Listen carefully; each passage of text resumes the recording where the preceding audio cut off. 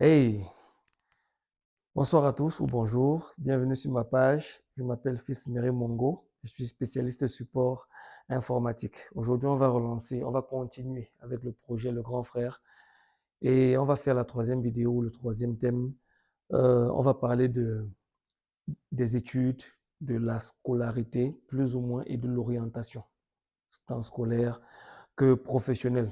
Projet Le Grand Frère, projet dans lequel j'ai décidé de partager ma modeste expérience de la vie avec mes jeunes frères dans le but de les accompagner du mieux que je peux pour qu'ils aient un meilleur avenir qu'ils ne l'ont actuellement. On ne partage pas l'argent ici, on partage des conseils. Je vais dire un petit mot pour mes amis anglophones. Good evening or good morning, depending on where you are. My name is Fils Mary Mongo. I'm an IT support specialist and welcome to my page. Today we'll be talking about studies, scholarships, and professional orientation, if I can say it like that.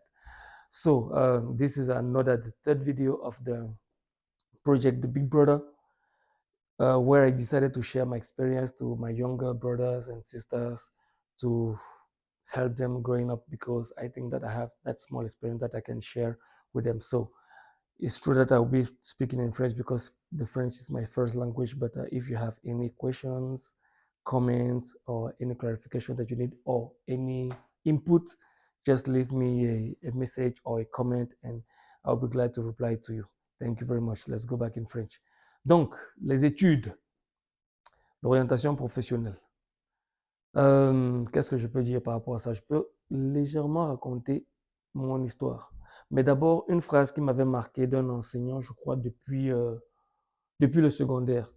Je ne sais plus si c'était le secondaire, c'était le primaire, où la personne m'avait dit une année de perdu après l'université, c'est un an de salaire perdu. Oui, c'était au secondaire. Et je crois que c'était avant la troisième. Un an de perdu après le secondaire, c'est un an de salaire perdu, ça équivaut à ça. Donc, même si c'est que tu as le salaire le plus bas de la terre, imagine ce que un salaire de 50 000 francs pourrait t'apporter à ta vie. Imagine ce que ça pourrait t'apporter en termes de développement, toi qui commences dans la vie. C'est déjà énorme. Donc, tu n'as pas de temps à perdre.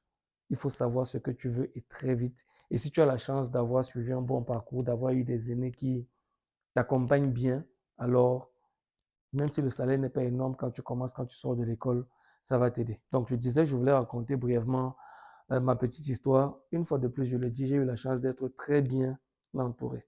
Mon grand frère, depuis la troisième, m'avait grondé.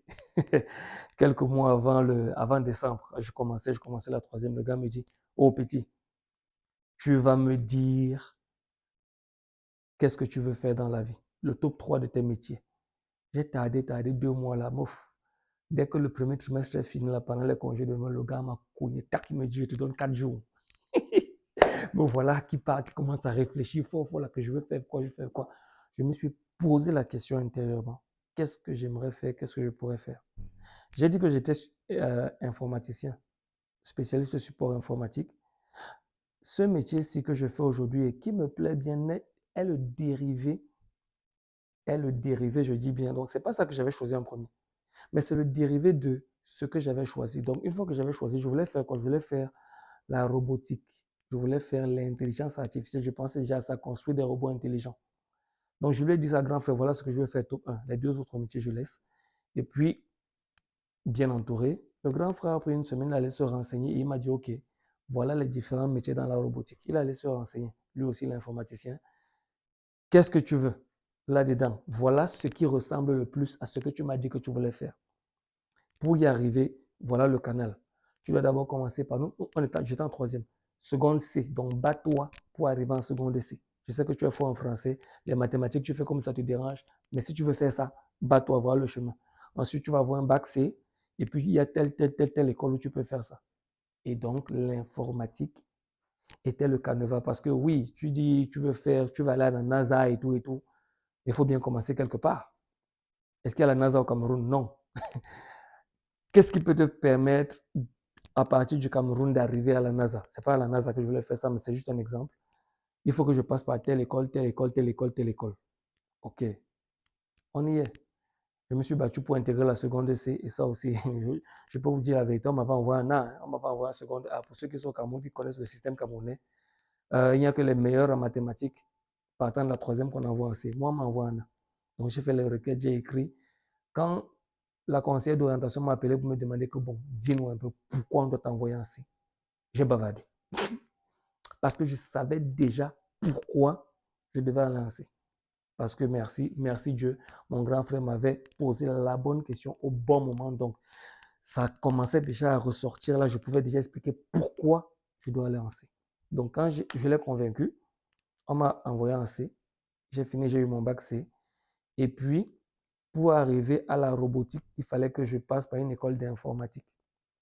Bon, les déboires de la vie ont fait en sorte que j'étudie bien l'informatique et que je ne puisse pas continuer ma carrière dans la robotique que je voulais faire là. Mais aujourd'hui, je me suis découvert une autre passion. L'informatique aussi me passionne aujourd'hui. Donc, chemin faisant, j'ai appris à aimer ce que je faisais et puis me voilà, je suis un professionnel et je gagne normalement ma vie et j'ai construit ma vie, j'ai ma famille et tout, grâce à l'informatique qui est un dérivé de ce à quoi je pensais au départ. Donc, si je peux ramener le conseil vers vous mes jeunes frères ou mes frères qui m'écoutez, ceux qui sont encore jeunes là, posez-vous les bonnes questions aujourd'hui. Et une fois que vous savez ce que vous voulez faire, parce que c'est très important, et je vais peut-être parler de ça brièvement, c'est très important de savoir où on va, ce qu'on veut faire. C'est très important de savoir quel est le métier qu'on veut faire et de ne pas choisir un métier demain, après-demain, par, par défaut, parce que ça, je vais en parler brièvement. Donc, dès que tu sais ce que tu veux faire et qu'autour de toi, tu as les conseils d'orientation à l'école, tu as tes aînés, tu as tes parents et tout, ceux-là peuvent te conseiller quel chemin tu peux aborder pour y arriver. J'aime toujours prendre l'exemple de ces deux icônes du pays là. Francis Ngannou, Samuel Eto'o. L'un voulait être footballeur. Si tu tapes son histoire sur Internet, tu vas trouver comment il a fait pour y arriver. L'autre rêvait de devenir champion du monde de boxe anglaise. Et il a pu, je vais dire qu'il a pu battre le champion des champions actuels. Je crois que ça, c'était l'année dernière. Mais sinon, quel a été son parcours? Aujourd'hui, c'est le boss du PFL Afrique, qui est c'est toujours un truc de combat.